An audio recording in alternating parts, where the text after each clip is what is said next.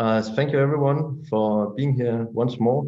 Thank you to the audience who are here to explore together with us. Thank you to the wonderful team who are lining up again today to follow up on what transpired yesterday. And I had a chance to listen again to the video recording that Mike very kindly has uploaded. And I learned a lot listening to what you said once more. And it won't be the last time I do that either. Thanks for all that rich input on and your perceptive response to the question of what this kind of argumentation, this kind of perspective, reasoned perspective, does to you as the people you are, and as the scientist you are, as the professionals you are. We will today follow up on that and also get more into what we specifically do at the Center for the Study of Apparent Selves, our work, trying to establish this interface, genuine interface between AI and Buddhism through some sort of mutual two-way dictionary is what we ideally aim to develop in our project.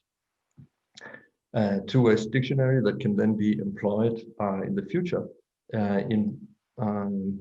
by people working in Buddhism to understand what goes on in the research and implementation of AI, and also for AI researchers who may want to draw on resources from Buddhism in their work. So that's our aspiration, and so we will try to update you a little bit on where we are in that work. But just to briefly go back to where we left off yesterday. We looked at this classic argument, and maybe I'll risk uploading it one more time, and just for a short time at least. There we go.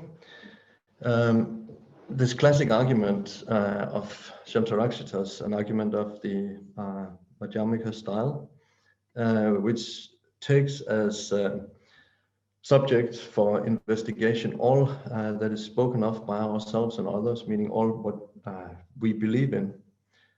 So since in this way he includes all of that which Buddhism talks about as well in this argument, that means that the conclusion of the argument has ramifications and implications for Buddhism itself.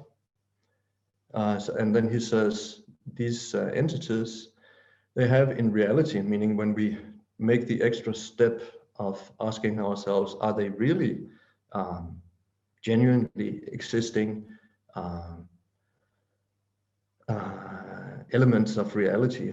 Is that which we say is true and that which we take for granted actually part of the fabric of reality, or is it merely seemingly so? That's the question. And he says, since in reality they are neither one nor many, since when we investigate any of these things, we find that they don't exist as one. Everything breaks up under analysis. Simple objects like the teacup breaks into many different things immediately as we begin to discern. And so it is with everything, he argues, and proceeds to do so very elaborately in the treatise. So it is with everything, whether it is an external object, whether it's part of the what we call the mind, whether it's concrete, whether it's abstract, whether it's something manifest or a potential, something transcendent, whatever it may be that we ascribe reality. He says, under analysis, it's found to be not one, but many. And then the the conclusion, as we talked about yesterday, that this first step is a very compelling one for anyone who is prone to look a bit beyond the surface of things. So that's very much, of course, what scientists do. It's what philosophers are supposed to do as well, unless that is their philosophy not to do so. So anyone who is of the kind of pensive, inquisitive type, even just a little bit, will find that a very natural move to a very natural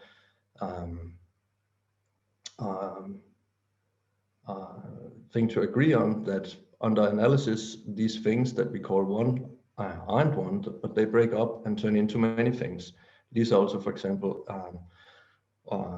spoke about that from the perspective of brain science and from the perspective of philosophy, the kind of philosophical currents that she has been most involved in. There are plenty of good reasons to say that the seeming simplicity of things isn't so upon investigation.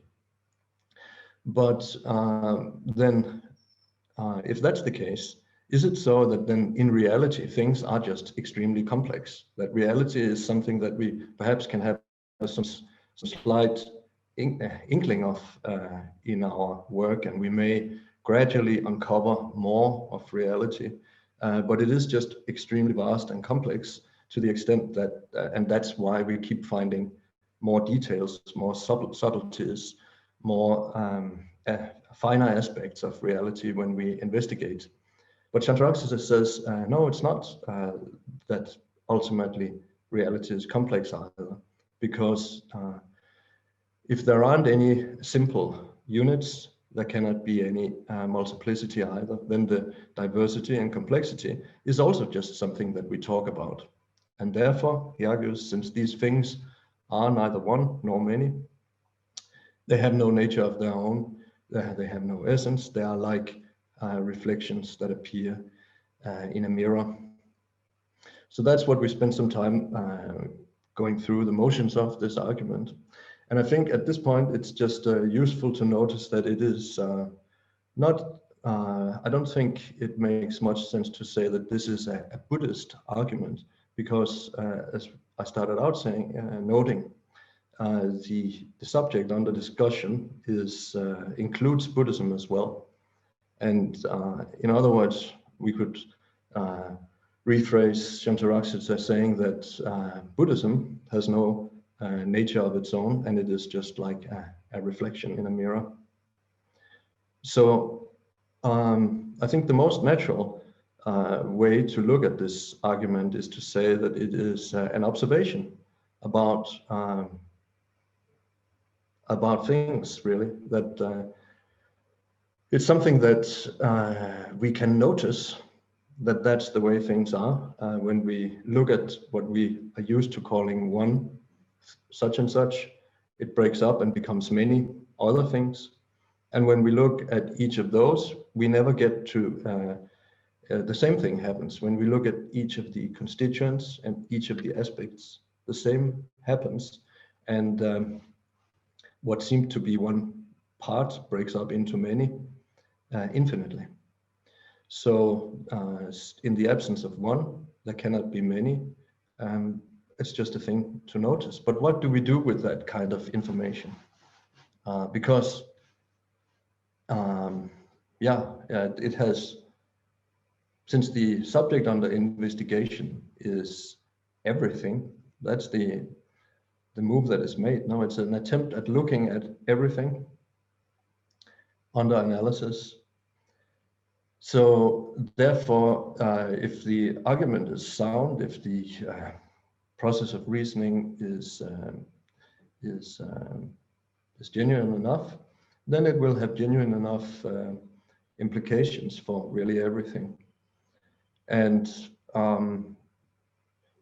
one of the ways of saying, like personally for me, a way to say what it is that we do at the Center for the Study of Apparent Selves is that we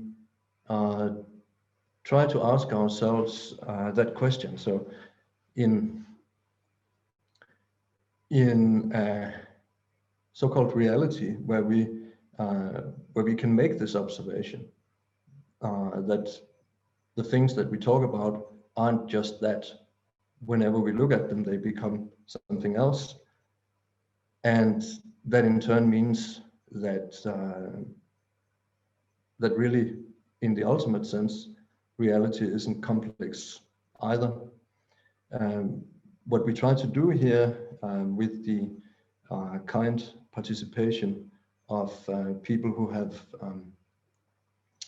expert knowledge of some very cutting edge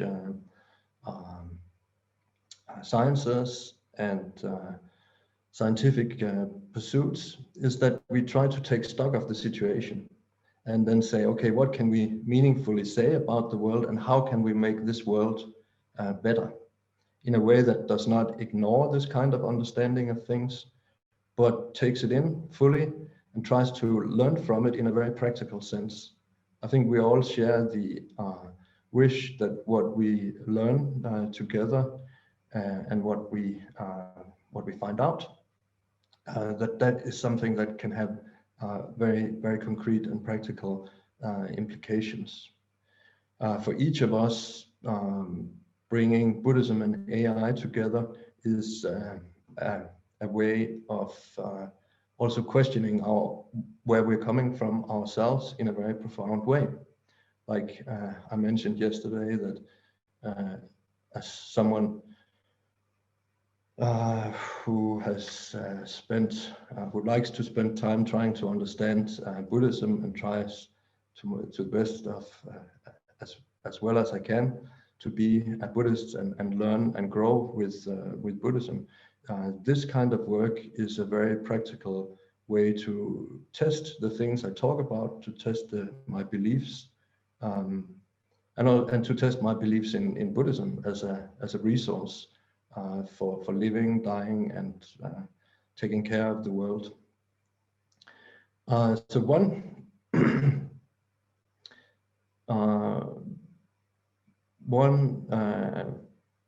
if the world is neither one nor many, if that neither one nor many is just a simple observation that we can make anywhere and always, then what does that mean for our sense of self, our sense of other, and for the whole idea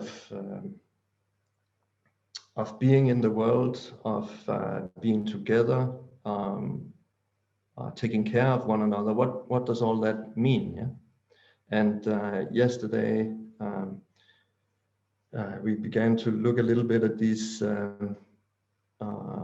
at what we might want to say are the implications of this kind of perspective. As I said, I had a chance to listen again to the very thoughtful and perceptive things that you said, and for example, the idea that meaning, like the meaning that we sense, the meaning that makes our world what it is to us, that type of meaning is something that is emergent, not meaning has no meaning outside of context. Meaning and language is emergent and fluid. That was one of the kind of takeaways that I got from listening to your response. And then there was this way to find a middle way, which is, of course, is very much in tune with the kind of philosophy that we are concerned with here, the middle way philosophy, Madhyamaka. There was this sense of finding a middle way in cognitive science, for example, between just an account of consciousness being the product of the brain, which would be this kind of simplistic way of looking at things, one cause leading to one effect. And at the same time, while not just dismissing that, not just dismissing this account of consciousness and its emergence or its arising, also not giving into a kind of relativism that, as it were, explains away the role of the brain in the manifestation of consciousness.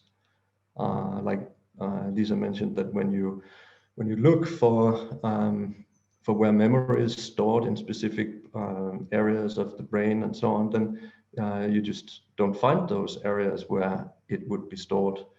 And I think you said that it's everywhere and nowhere.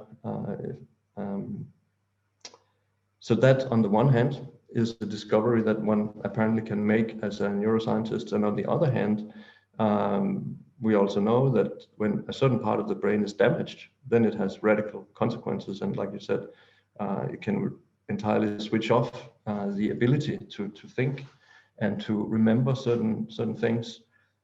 So Lisa suggested a kind of middle way between those two orientations as a takeaway from an argumentation of this sort. And Bill spoke about the attractive quality of feeling that there is a mind-independent reality that we can sort of get at in our work, that we can chart, and our understanding of reality, then it feels reliable, because we believe that what we have understood has some very direct connection to the way things actually are. But he also said that when you're willing to give up that notion, that there is such a mind-independent reality, and of course that's a compelling move to make once you find that it's very difficult to retain any sense of a mind-independent reality.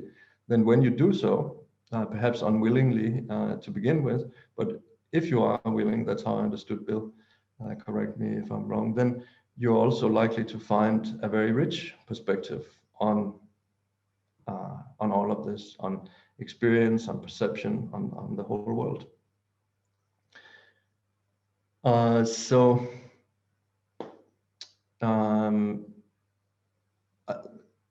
What I think we will try to do today is to look more into the one upshot of the kind of argumentation that we considered yesterday, is that the borderline between what is real and what is not real, that borderline will have to be contextual, because if we give up the notion of ultimate reality, then any talk about reality becomes a matter of context. No? So that's an observation that I think we, these days, because of the technological development, we all get a sense of the fluid nature of reality versus illusion, and that's also what we have been talking about in our recent blog post, which we shared the link to. If you're interested, you can look that up, where we consider some of the implications of the present day, the present time, being one where it becomes, where our sort of innocent, immediate sense of what is real versus what is not real becomes continuously challenged because of the way we live life, enabled by these amazing technologies that right now we're in the middle of using. We talk to each other here across continents, and the meeting spans the globe. It's a small meeting, but the participants are all over the world, and we communicate together, And if you find that this kind of meeting was interesting and meant something to you, then what was the setting that this meeting took place in? Where did it happen, really? It's not immediately, there's no natural explanation. No? We might say that it happened through the internet or something, but what's the locus of this meeting? We might say that it's wherever we are, something like that. But it's not like in this, we're used to talking about when meetings happen. No? Where did you have your talk last week? Well, it was in the local pub or something like that. No? That it was at the university. I gave a lecture and so on and so forth. Those are simple answers to simple questions are less and less available. When we ask simple questions, often it's not clear really what we should reply. And it's just, I think, something we all have experience with. It also has implications for how we understand individuals. Buddhism, I'll soon stop this long rant, but just one more little observation, and then please take it away from me. Buddhism is used to talking about no self and so on, and that we usually think is a kind of highly philosophical endeavor, and it's a kind of awkward, strange perspective to take on consciousness and being, to say that there's no such thing as a self, no such thing as an I.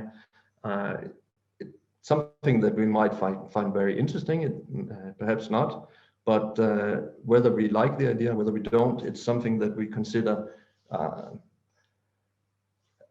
something that belongs in a particular analytic, philosophical, or perhaps meditation context.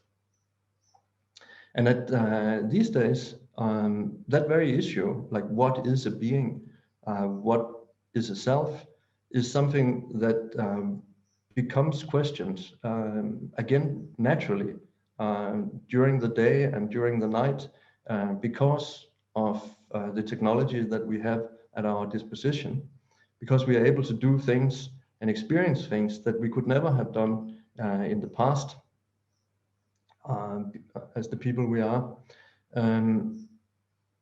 For example, when people like me who, as much as I'm keen on understanding the topic, have a very superficial knowledge of AI and computers, we still have experience with dealing with these virtual assistants, Alexa, Siri, and others like them. And I think just that simple interaction, even though everyone will tell me that such a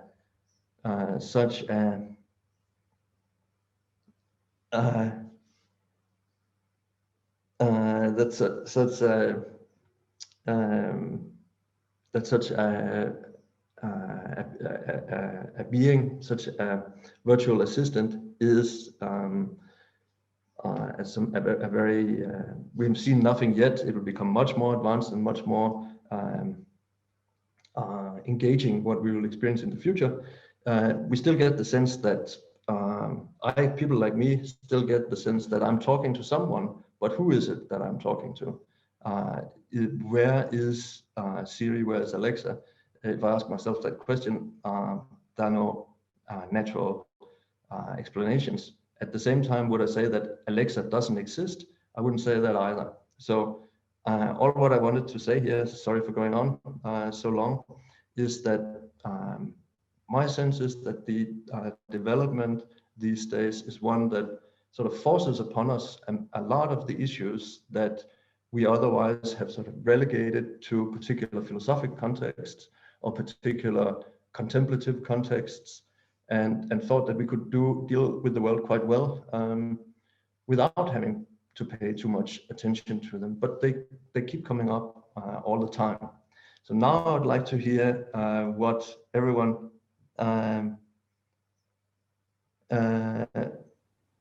else have to say about this. And I will be quiet for a long while. Thanks so much for your patience. I didn't intend to go on for that long. Is there any particular part of what you just said you would like us to respond to? Whichever you like, yeah.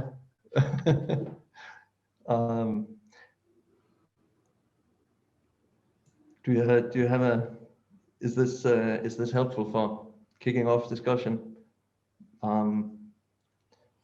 I guess you would, yeah, no, take it away, please. I'll be quiet. Let me see if I can formulate a question, and Liza and Olaf, feel free to edit. So I think the notion of neither one than many can have a destabilizing effect on systems that are more comfortable of assuming, either things are more in one direction than the other. And I think it's a maybe a two-part question about in your fields, what about this way of thinking of there is neither absolute truth nor nihilism? How is that destabilizing in your respective fields? And then the second part is, what opportunities and openings does that destabilization create? And then maybe the extra third part is, given that the idea of destabilization and that which we thought was solid has a tendency to make us freaked out as creatures, maybe the human aspect of confronting change in a discipline. So maybe that's not too three-part question, also open towards other voicings of that. So I guess a very down-to-earth, very concrete way to engage with this is, a concrete source of instability, which is how we interact with technology nowadays. And I find myself, and I think a lot of us find ourselves engaging in much less reflective ways of interacting with media than we used to, perhaps. Maybe you used to read books and newspapers and think about them, discuss them among yourselves. Nowadays, everything is much faster, snappier, and more emotional. This might be just created by the technology that we are facing that we're not used to, and we haven't created a new way to interact with it. I find that interesting, and that relates naturally to this notion of going from one illusion to a different illusion.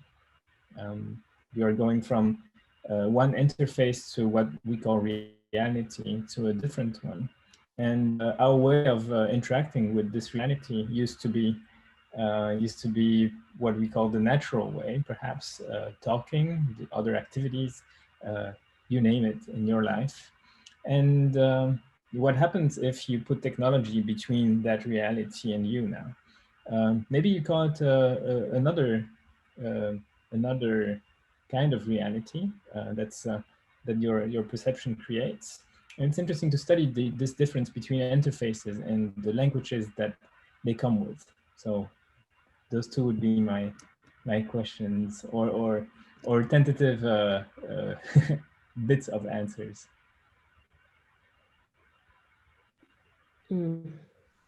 Thank you, Thomas and Bill and Olaf. This is this is very thought-provoking, and I had two kinds of thoughts when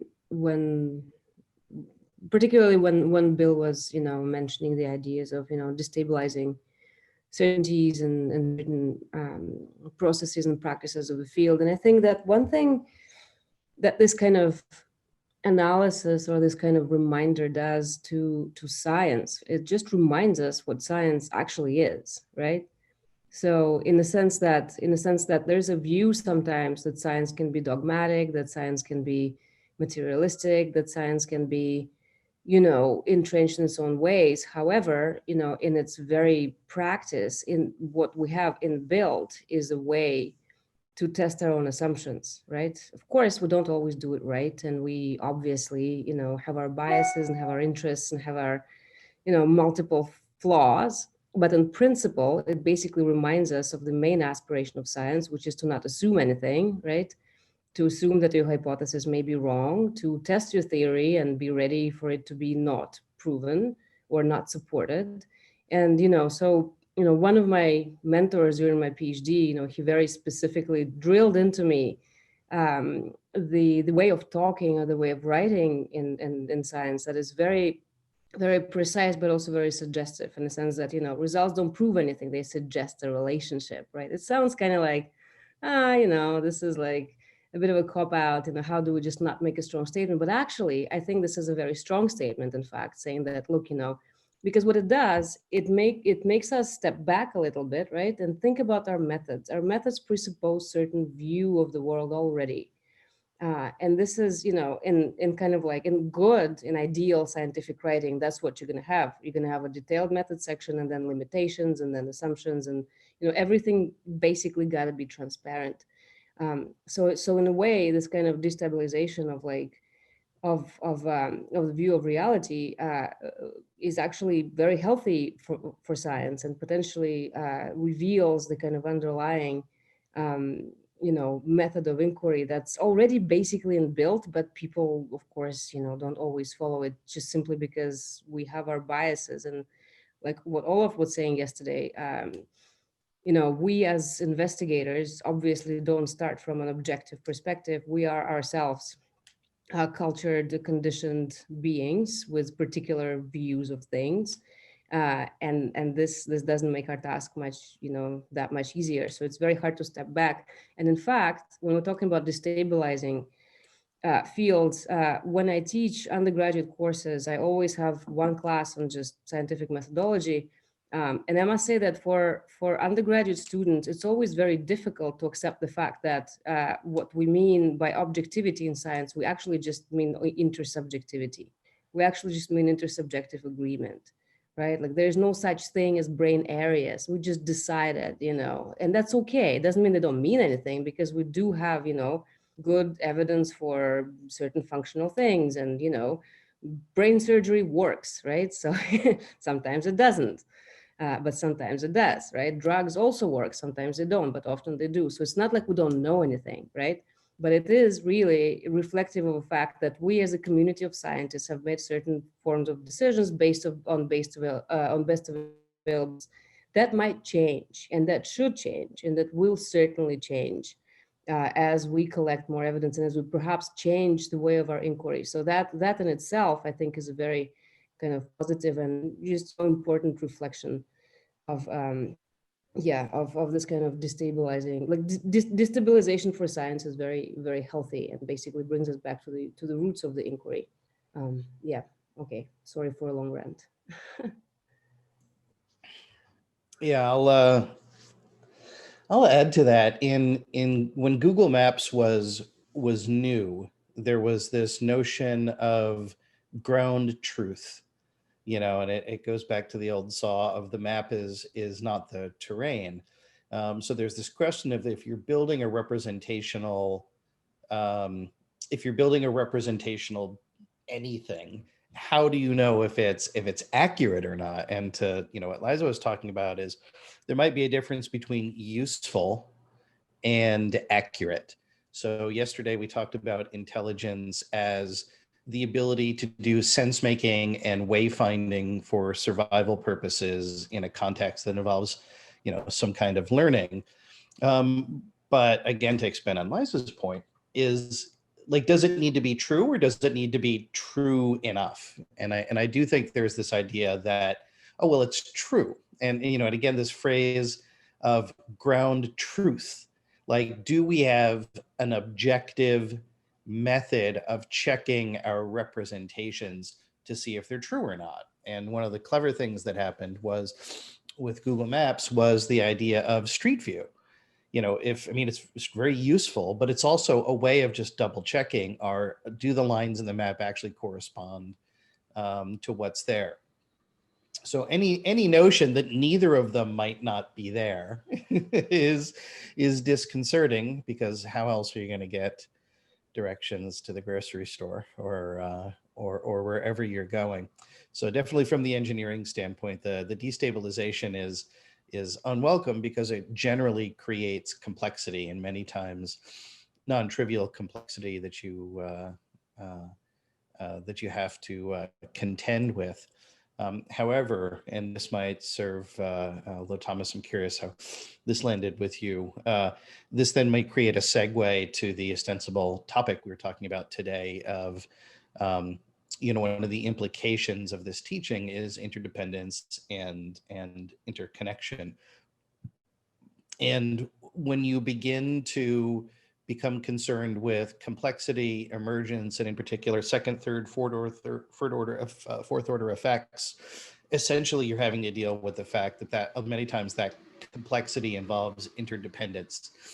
And on the one hand it's simpler to solve things when they are simpler, and second and third order effects are sort of annoying, but maybe it's like, do we orient towards the annoying? In engineering, this is called the corner case. The case that is that exists but only affects a small number of people.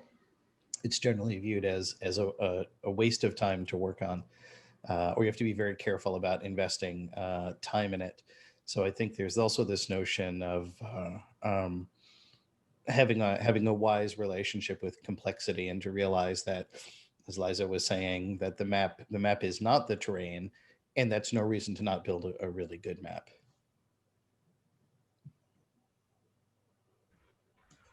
That's that comparison of reality and the map of reality is a very, very rich one. Yeah, so maybe responding to that, and what Lisa said earlier about how we can, I think you said something like stepping back, perhaps to solve our problems better. I guess you can. Yeah, it's tricky to know what is an illusion. We don't even know exactly what an illusion is, because we don't know what reality is. It's all words, right? They're all just names that we use. And yesterday I mentioned Wittgenstein in the way that he says we can find the only way to find meaning is through using those words in conjunction with our behavior. And if this language that is emerging from this interaction with others can create results, that we can solve things, we can know stuff, then maybe it's a good language. The knowing is tricky. So knowing so that it's not an illusion, kind of knowing.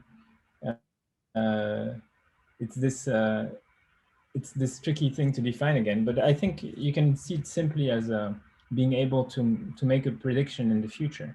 You know something if you can make a prediction, actually, or a post-diction, that counts as well, or a diction about somewhere else in space, right? The past, the future, somewhere else that is not here and now.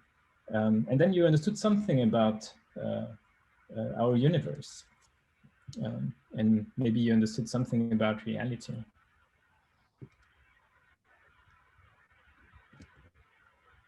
Oh, and someone said in the chat something about mathematics. I found that funny. I was going to mention that earlier. And Lisa, you almost said it, I think. Yeah, I guess when you said intersubjective, right? I completely agree with you. There is nothing else than intersubjectivity in science. That's all science is about. And we have to create a language between each other to create this common understanding. That's all the endeavor of scholarship, philosophy, or the sciences. And I often find that mathematics are very helpful as a very simple, clear language, because you may disagree on the meaning or interpretation of different things, and that creates very interesting conversations. But at the end of the day, you have to agree. So either you point at stuff and look, this happened or not with this cup, right? It's often about this cup in philosophy. But at the end of the day, I think, yeah, mathematics also have this same power, that they're very simple. You know which axioms you started from, and you can write everything down. And you have this this start of a language. And certain people say it's the language of science. Some people say it's the language of the universe. I'd say it's just a very helpful language to communicate efficiently.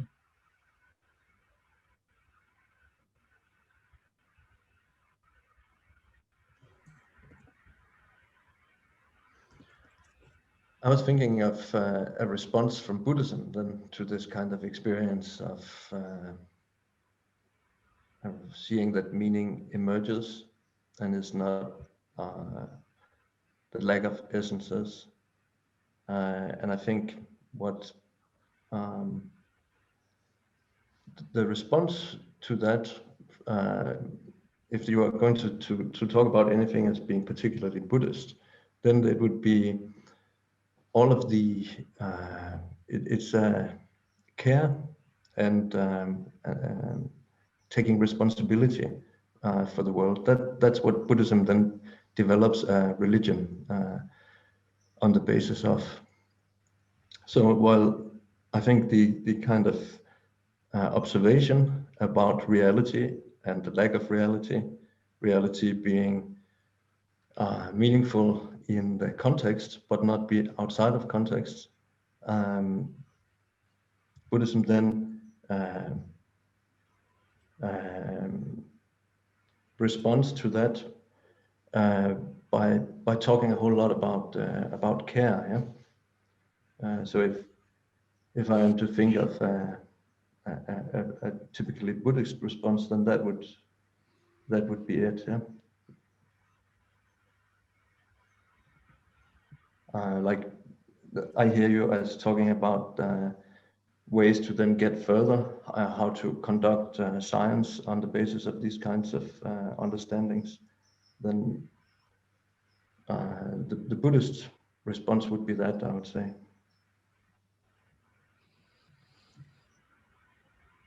And that may lead us into this idea of what Liza and Olaf and Thomas were just mentioning about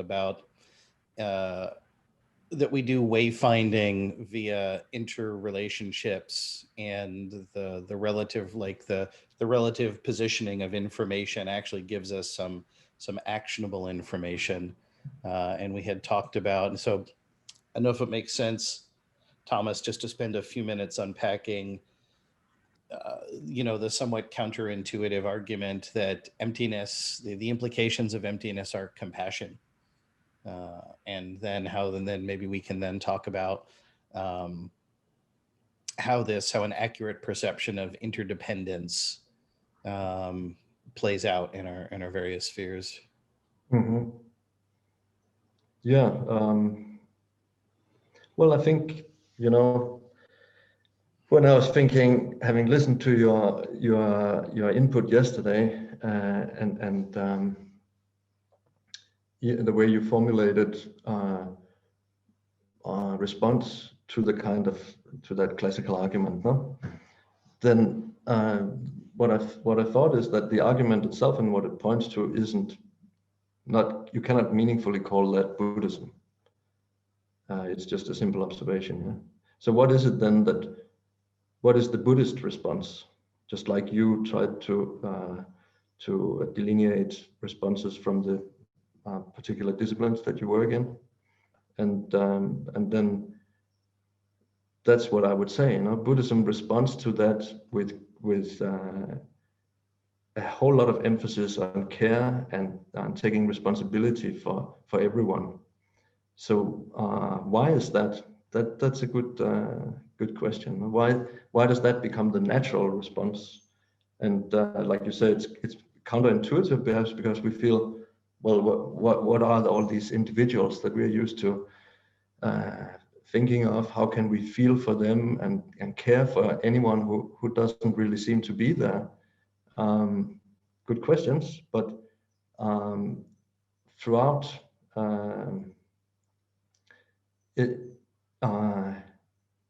perhaps it's almost a defining characteristic of Buddhism to respond to that observation with a sense of affection for experience, for the world, and for sentient beings. I don't know if I can.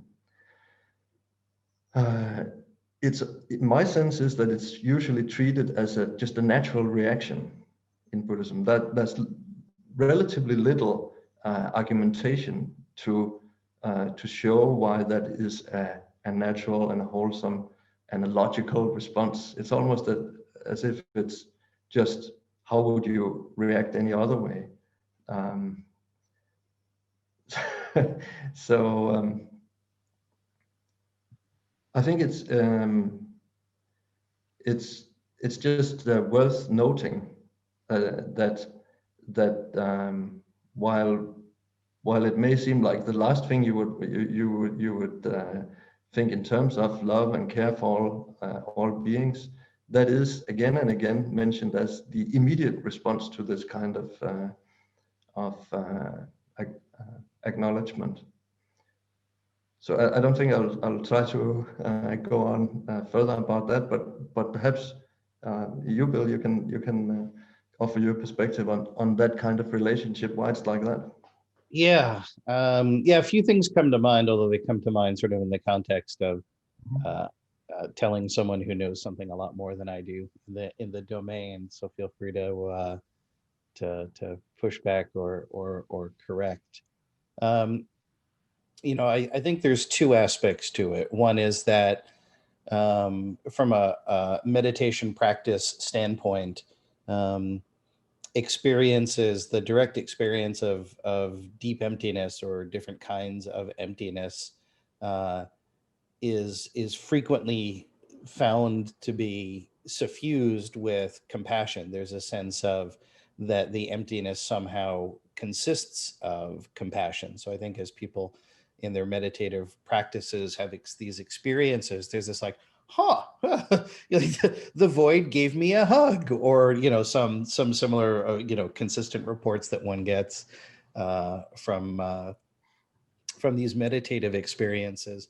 And then the other thing is, to steal from the Dalai Lama, is that if we believe this truth of deep interconnection, of deep interdependence, that kindness and compassion to other people and oneself is the highest form of selfishness, that you are in effect caring for yourself when you care for others. And then there's this orientation that, although the ego self is an extraordinarily useful construct for doing things like getting groceries and having a conversation or holding a seminar, what would we do if we weren't all in boxes?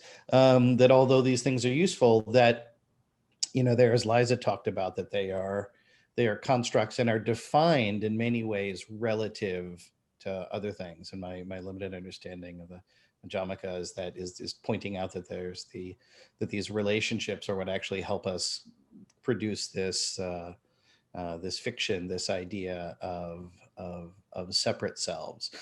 And so I think when you have an idea of interdependence at a fundamental level, and the idea that caring for others is an extended way of caring for yourself, then that's a different way of thinking about when you're doing any sort of technical or AI implementation.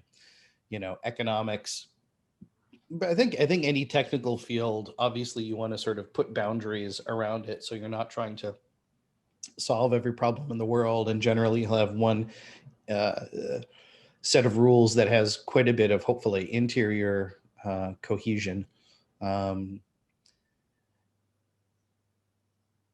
But the more that you do that, there's a tendency to look at the effects of interdependence as what economists call externalities. Well, I'm just building my factory. That pollution over there, that's something separate. That's somebody else for something else to deal with. And I think in particular in the technical world, in particular in artificial intelligence, we do see a lot of these effects that if we draw the interdependence circled tightly seem like externalities, but with a view of interdependence, we see that they're not. These are the kinds of negative things arising from machine learning and algorithms, and to some extent AI, that's covered in what is it, Kathy O'Neill's Weapons of Math Destruction. And when I read that book, and when I read books like it, I really think about how can the notion of interdependence not be shifted from an externality, but to something that is included, to the point where second, third order, fourth order effects become easier to predict. They're not seen as sort of these unwelcome corner cases. So I'll leave it there. I'm curious what Liza and Olaf think.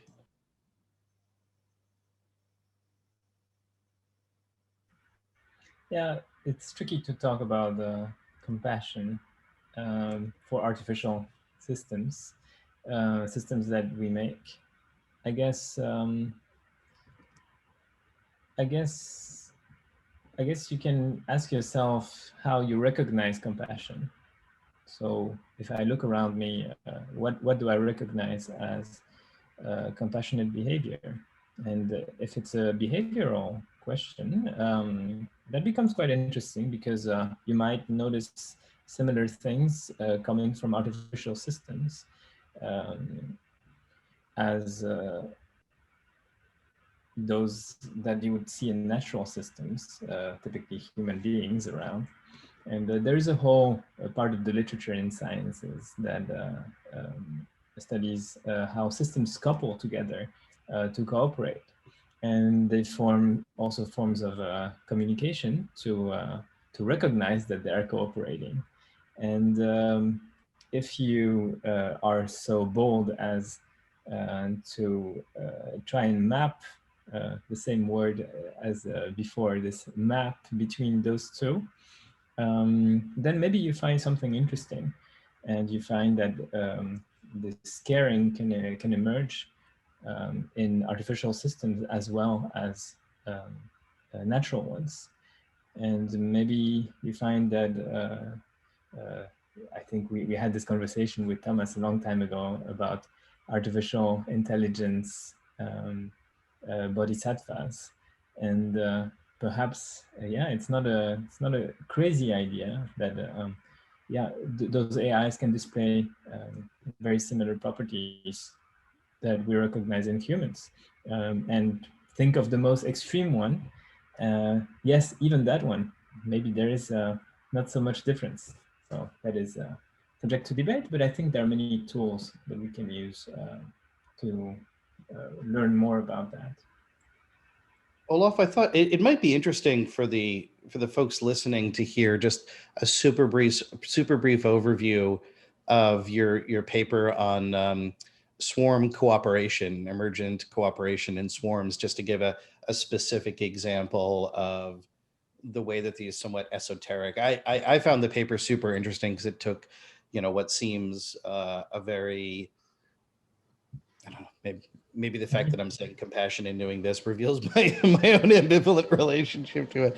But it seemed to take something that was quite foggy, and it's just a very clever, clear example of how one might study this and then bridge the connection between a philosophical concept and a modelable AI construct. Right. Yeah, I wonder which paper you refer to. I guess I have quite a few on that topic. But in general, I guess that line of research I have is we actually model those artificial systems in a box, typically a computer. It can be done in chemistry as well, or very unconventional computing. We still call computing because they have similar properties. So mathematically, we analyze them with the same tools. But yeah, typically within the computer, we simulate different very simple systems that interact with each other.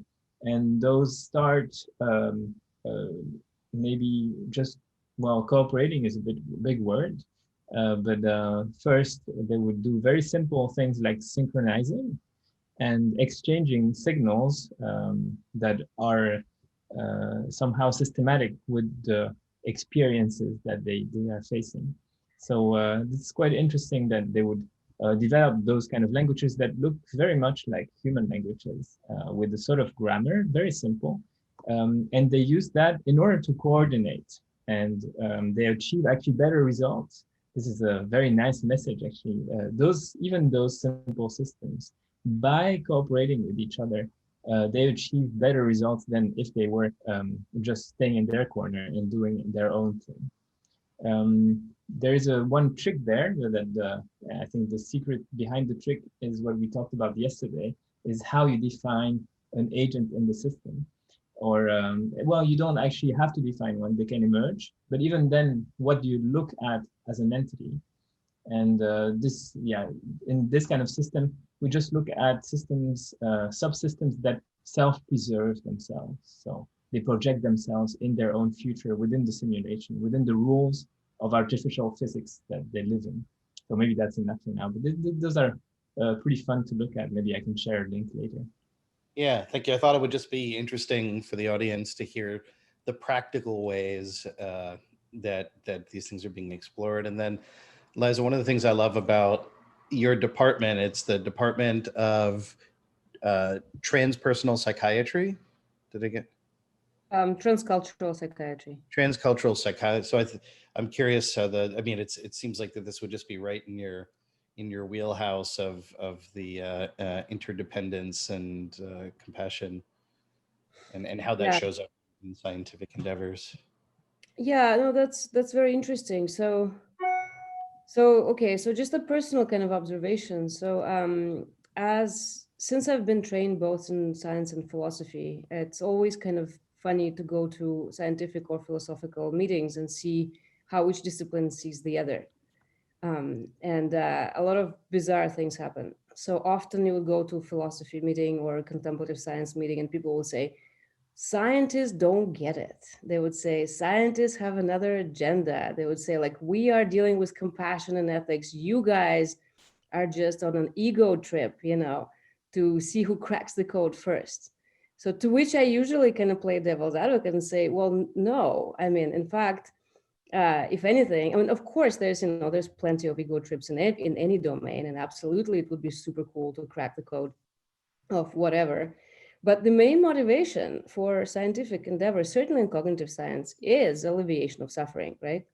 Which you don't say it like this out loud, not necessarily, but really, truly, properly, like, why are we brain scientists? Yes, it's cool to understand science, but what we ultimately want is, improve human condition. So, and of course, through the practice of science, you may start, doing it because it's just fascinating and you just want to know more about it, sure.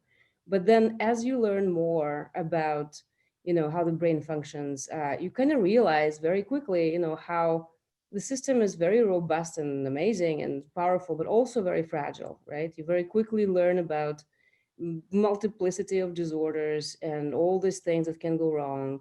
And so, very quickly you realize that there's, that the need to understand the brain goes beyond just understanding the brain, goes towards, really just figuring out how we can all kind of harness what we know to basically be better and do better by others. So that's one thing that certainly, in terms of in terms of compassion, we might not articulate it quite as such, but certainly for the majority of people I know, at any rate, that's the motivating thing. Certainly we're not in it for money, definitely not traditional academics.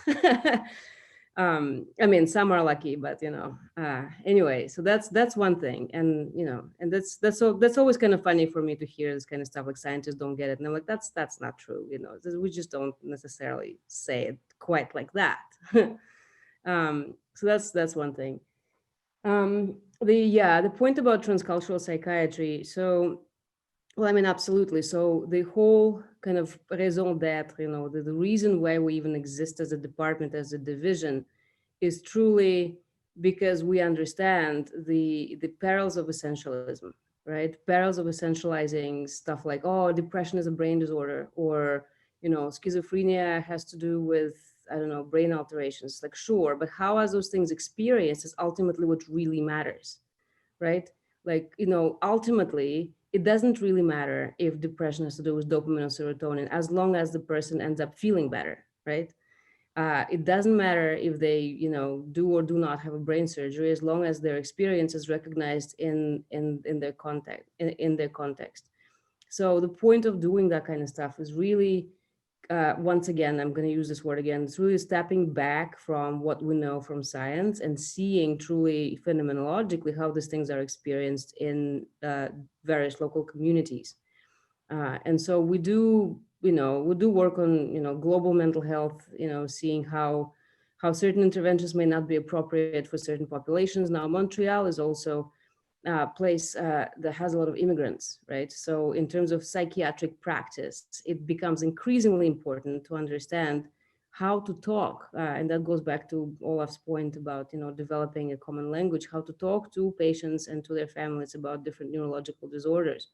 So, in some societies, something like depression or burnout or postpartum depression may be stigmatized. It may not be helpful, right, to address, certain issues in a certain way. It might be more helpful to just like maybe talk about different strategies in particular situations. So yeah, of course, and of course, transcultural psychiatry is motivated by this kind of views, and we are also, well, this is like a little bit of like our group right now is very interested in phenomenology and neurophenomenology, and we're building a contemplative science component to our work.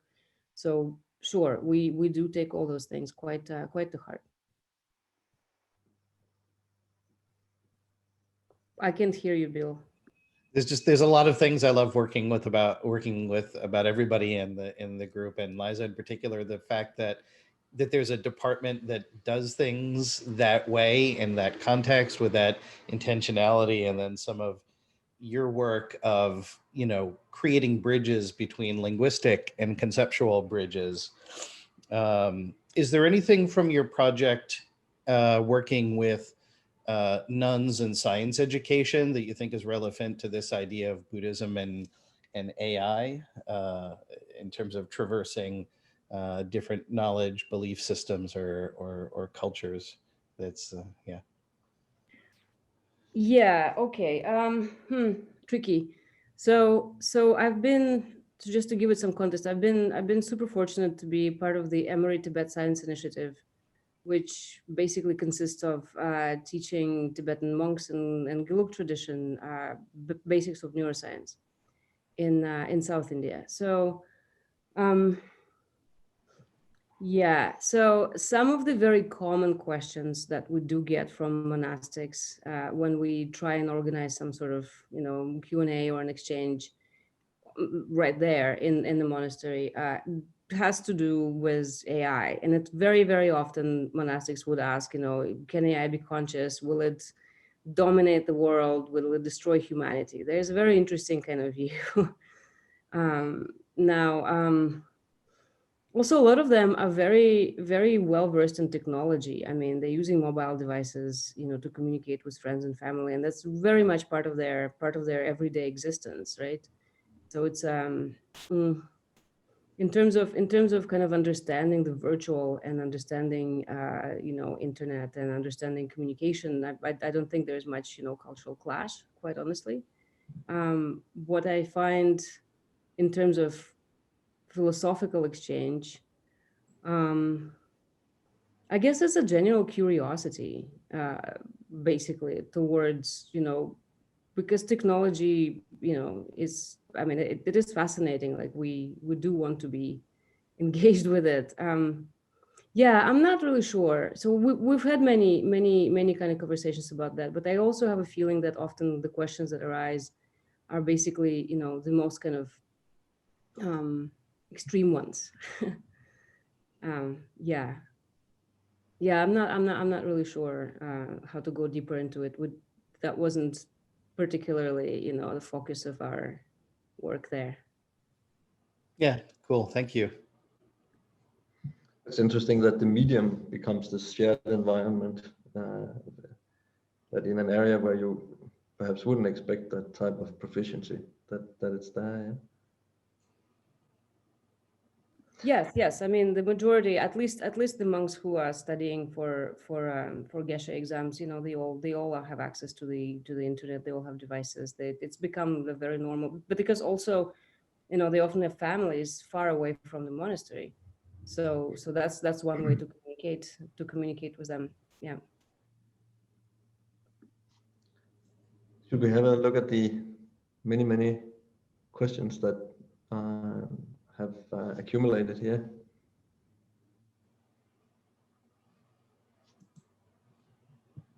On Slido, is it? Yeah, it's on Slido. So maybe Olaf, you could share it so we can. Yeah. Okay. Okay. Well, we can start with the most popular question so far, and this is really, I guess, mostly to Olaf. So would machines be able to act completely spontaneously, I guess, without traceable impulse from past experience or data? It's funny, someone just mentioned the book by Rodney Brooks. This is a direct reference to his work. So sometime in the 90s, we discovered in computer science that memory was not helpful, was not always the thing that solved problems. So you could solve some problems without much memory, almost without any. And you could have purely reactive robots, and you could have purely reactive artificial intelligences, basically, that don't require previous data. And it's tricky to say that, but because of course the design of those machines themselves and the way they respond to stimuli are going to be are going to contain the relevant information, the way Bill said it earlier, the relevant information to solve the problem. So for example, the way my hand grabs a cup is very easy. I don't have to think so much about it. And there is not so much control, intelligent control. My brain doesn't have to think that all that much. And it's partly because it's so well designed to grab things. So in the same sense, intelligent computation can be done partly without memory.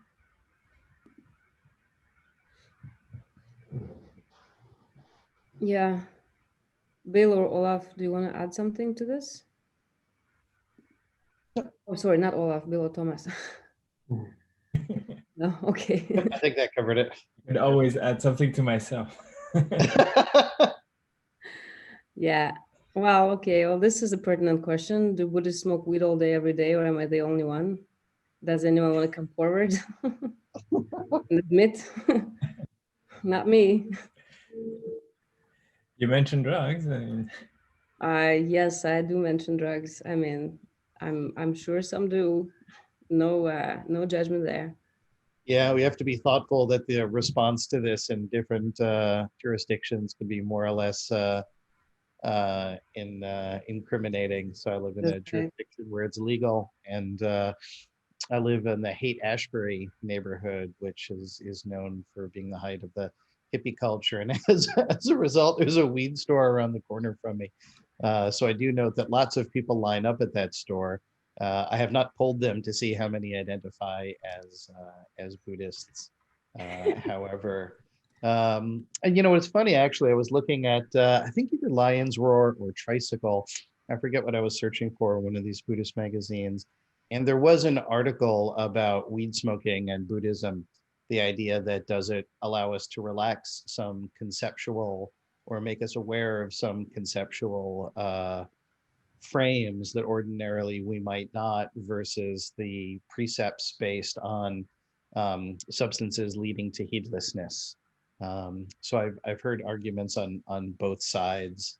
You know, in particular, a lot of my practice communities have a lot of people from sobriety who have a very firm idea that if it leads to heedlessness, just leave it there, and other people with a more relaxed viewpoint on it. And I'm just tickled of all the questions I was expecting to guess, and this is not what I was expecting to be upvoted. And I think it's just awesome funny. See, it's an emergent property of this seminar that yeah. got to talk Yeah. about bong hits and Buddhas.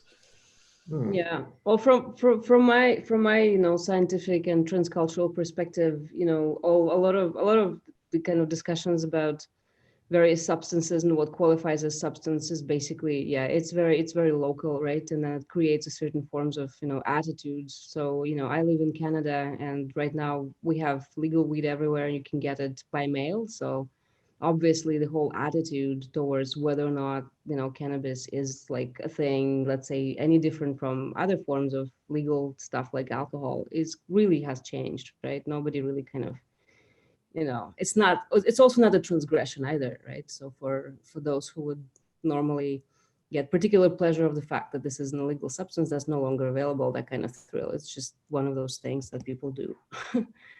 Well, and it's an interesting view of technology. Recently, there was a number of initiatives in the US that legalized psilocybin. And perhaps this is very surprising to me. Some of the research on treating depression with psilocybin and other hallucinogens has been fast-tracked by the US Federal Drug Administration as a breakthrough, with reasonably solid clinical data showing that psilocybin can affect this. And when it comes to Buddhism, I remember reading Ram Dass's Be Here Now and just being fairly annoyed by it. I'm like, oh, this is what meditation looks like on drugs. It's a drug-addled nonsense. Throw in 15 years more practice again and the opportunity to work with some of Ram Dass's friends. I understand where he's coming from a little bit more, but I do think that he noted that that the use of substances, some of which are being recognized now as medicine. So then it brings us back to the question of this seminar of if we then think about these sort of substances as technology, might this be a technology that then helps us see things as they are? And I don't have any answers to that, but it's Liza, your comments sparked that idea of what's it like to move, things like magic mushrooms from the idea of like illegal, jokey into now the fact that it's being moved into the scientific realm as medicine with reasonable clinical data behind it. And technology being a substance, abusable substance as well. Yeah. Yes, very, very good point. And in fact, to this point, Thomas, in our research group, some of our colleagues are doing work on smartphone addiction. And so, of course, it's not a new idea. Like a lot of people are working on that kind of thing. But the idea is that through kind of irregular reward schedule, right, you get this kind of dopamine boost every time you get a notification. So, research on rats shows that if you give them, I don't know, desirable substance like sugar, I don't know, every 25 minutes, right? It's not very addictive because they already know that's happening. That's a constant kind of thing. However, if you give them, sometimes at 25 minutes, sometimes at 5 minutes, sometimes at 2 hours, that reward becomes that much more desirable. And so, so of course, again, in terms of alleviating some suffering, we have come up with a bunch of guidelines, right? Like, removing notifications, checking your mail, whatever, every hour or something, not specific moments, right? Just kind of like, using technology for all of its awesomeness, but removing its very biological, dopamine-based, brain hacking capacity is actually really healthy. So technology, in other words, what I'm trying to say here is technology itself might not necessarily be addictive. The way that it calls for our attention may be addictive, right? Technology itself is powerful and useful, and there's a lot of things possible, and anything is technology, basically. So yeah, it's not to throw out, the baby with the bathwater kind of situation. All right. This question I think is really, really interesting. So the next one is AI is based on math and science is based on measurability. Science's concepts are generally intersubjective. Compassion is subjective. Can we deal with it? Maybe do you wanna try, Olaf? You wanna take a crack at that? Well, yeah, math and science, do have a distinction. It's tricky. The math.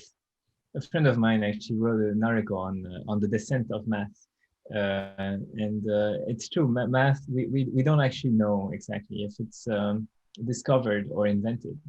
You could say you could argue for both, and it's very so. Is it the language of science, or is it the language of the universe? As I said before, it's the same equivalent question.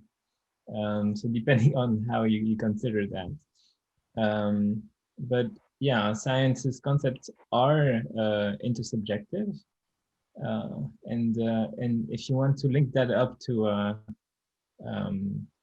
compassion, then yeah, you have a strong link with doing sciences. I think someone else asked somewhere, maybe in the questions, whether yeah, compassion would be the same, the only goal for doing sciences in the first place. So that's adding another question to these questions.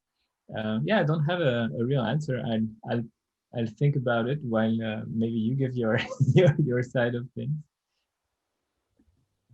Yeah, no, that's a great question. And somebody in the chat also typed the comment that why don't we question the math? I mean, we do all the time. We question the math behind science, constantly. That's part of the process. And I mean, once again, we've just, we decide that we can show that something works or doesn't work based on specific kind of, calculations. But people change from one form of math to another form of math. There's a whole basically domain of science, statistics that basically tries to improve the kind of generalizability of the results. Math is very kind of safe in the way, because you say, well, whatever like I think somebody mentioned before, either Bill or Olaf, whatever my interpretation is, people can just look at the data, right, in the results section. So even if I'm wrong in the way I'm interpreting it in my paper, other scientists can still benefit from the data that I've collected by maybe more properly interpreting it because the numbers are there. So that's kind of like one thing that helps us keep each other in check a little bit, right? So yeah, and I like the question, if is there any other reason for doing science other than compassion? I mean, for sure. I mean, it's very well, it's a great ego trip to discover something, right? To have your name on the paper published in a prestigious journal. I mean, absolutely, there's other reasons that people use. However, we kind of would hope that sometimes that doesn't really matter, as long as you end up having a result. So, like, for example, right now, like 2 big companies announced vaccines for coronavirus. Great. The reason they're doing that, is it really compassionate? Like, well, who knows, right? They're making like billions out of that. They're becoming, their stock value has probably just like gone through the roof at the moment. But the result is that, we might eventually see the end to this confinement situation. So I feel like, there's like, it's 2 things, right? It's individual entities or corporations is one thing. What's your own reason for doing anything? That's who knows, right? But ultimately, I think we all kind of collectively agree that the science we value the most, which is reflected on in a way that, how many people do certain things, or which grants are being distributed, or, what's the priority. In general, I would kind of hope that majoritarily underlying impulse to do that is not to just understand, the human body or mind, but actually to, Yeah, provide relief. we call that Whether, what is it, like grad student descent, which is a pun I really like, which is what you just expressed. Sorry to interrupt no, I agree. I agree. I mean, it's yeah. Yeah, it's true that the reason why we do science is hard. Like it's hard to identify. We do it for personal reasons. You could say you do it for beauty, but any whatever it is, it's some strong drive. It could be an emotion too, of course, or an addiction. In my case, but yeah, it's something that drives you in that direction. Maybe there is to me there is nothing else to do. Yeah. There are probably many things, but yeah. What do you guys think? Yeah, I'll add a slightly different viewpoint on that. The question points out that, that the intersubjectivity of science and the subjectivity of science, to me, this calls out, and part of the reason why the project we're working on exists, that I think the notions of karma in Buddhism are really, useful for noting the difference between intention and action and the importance of intention. So, someone pointed out that many technical things can be dual use. They can end up helping somebody or harming them, or some combination of the two. And the way that Buddhism generally puts emphasis on a well-formed intention that then one's action is suffused by, to me, actually makes friends with the fact that it's subjective, because of course generally one's intention one gets to choose, whereas in the ideal world one doesn't get to choose one's facts, although that's a whole different discussion about recreational belief systems and conspiracy theories. Yeah, but I do think taking a page from karma and noting the difference between intention, not only the difference, but the relationships between intention and action, and then the different methods you choose, be they skillful or unskillful means. I think there's a lot that can help us better have clarity about the decision-making process around technologies and AI. Awesome, super. I think this is for, Olaf and Thomas.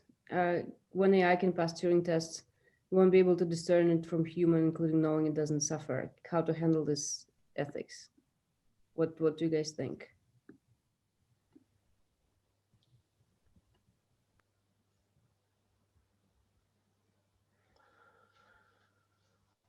Yeah, how to handle that?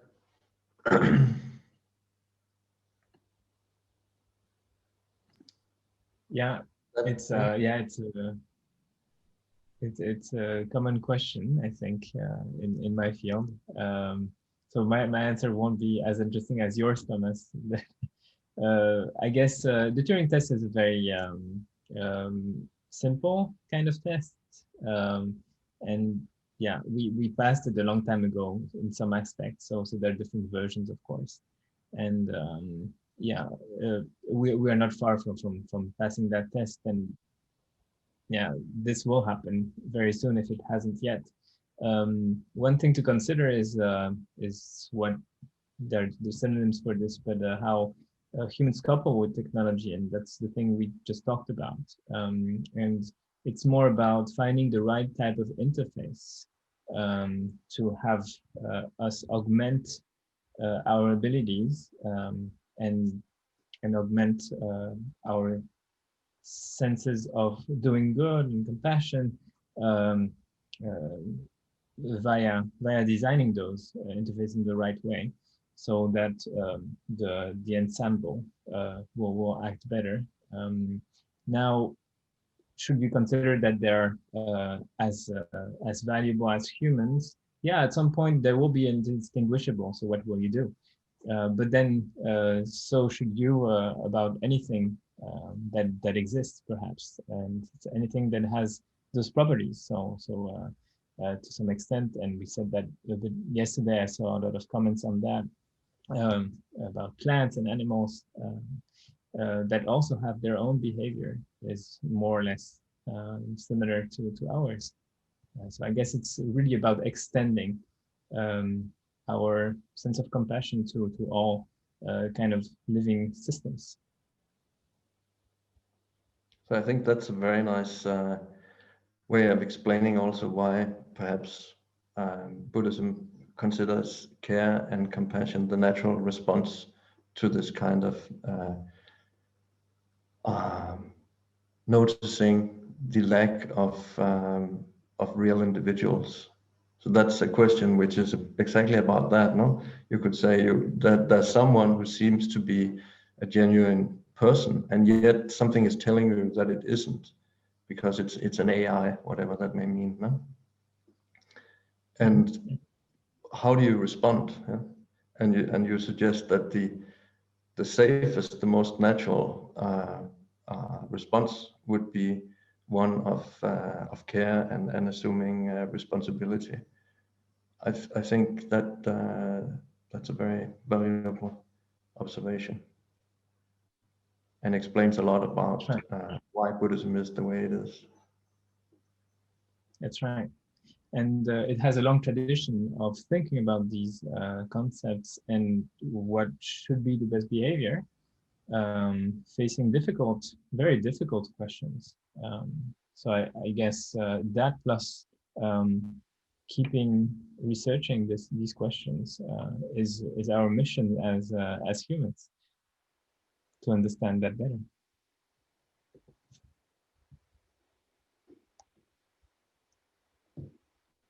And with, yeah, perhaps there's time for one final question. Can AI have imagination?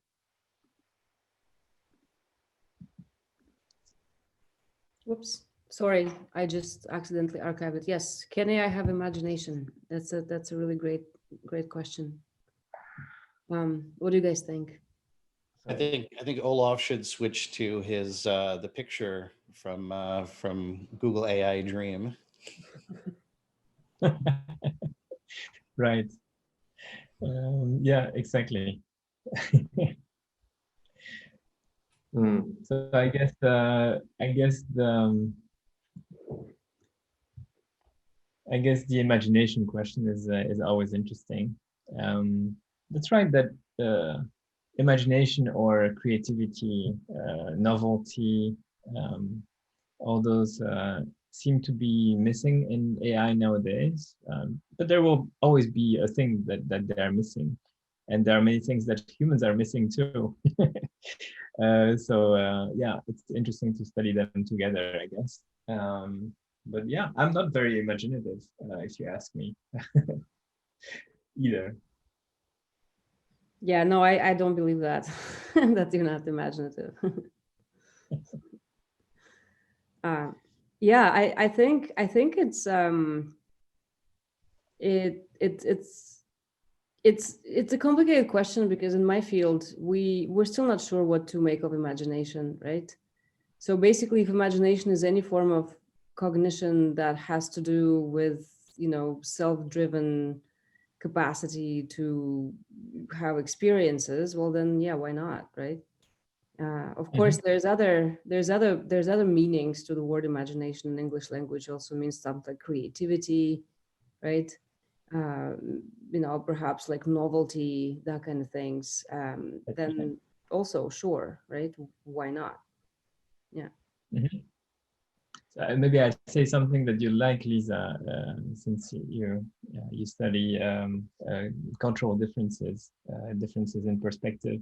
The way we frame imagination or intelligence or all of those interesting things is going to be heavily biased by our approach and our view of reality in the first place.